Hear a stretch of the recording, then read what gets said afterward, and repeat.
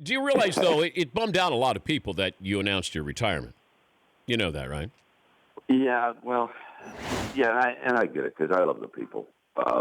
That's been it's been great, wandering around the country like I do. And, there's there's so many sports fans out there, Dan. They get their teams and they love the voice. We're familiar with so many people because our voices come in and. When I made the announcement, your producer was one of the first to call me, and I knew that you and Rich Eisen would be two people I would talk to on before today, this afternoon. And it was interesting when I mentioned you to somebody, and he said, I love watching those guys on Sunday night. Tony, he couldn't remember Coach's last name, and it's interesting because you're very familiar.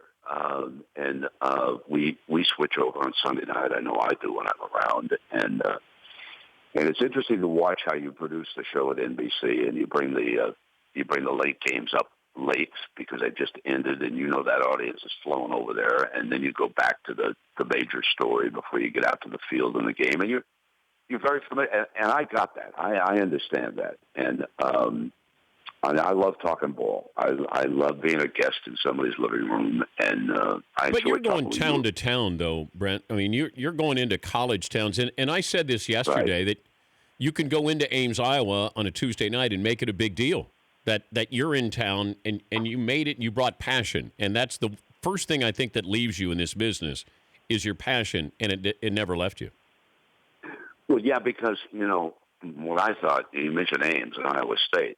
And so let's say I do go in, and I have had some big appearances in there, and they've had the Rotary clubs and the Sportsman's Club and whatever, and I've spoken to them, and I know those people are interested in Iowa State. It's a big deal when they do a game, and I got it.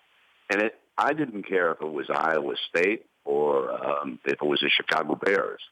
The numbers are certainly different, but it's just as important to those fan bases. So you owe them that when you go in, and the passion that we deal with in sports is an incredible part of what we do, and I think you have to respect that because without those fans, I mean, we don't have anything. I mean, that's made it a very comfortable living for me through the years. So I was in Starkville a couple of weeks ago, Mississippi State, and that was just as important to me as on Tuesday night when I go into Lexington and do the last play-by-play game with Kentucky. I grew up in a small town. I knew how important those little games were to me when I was a kid up in Montana.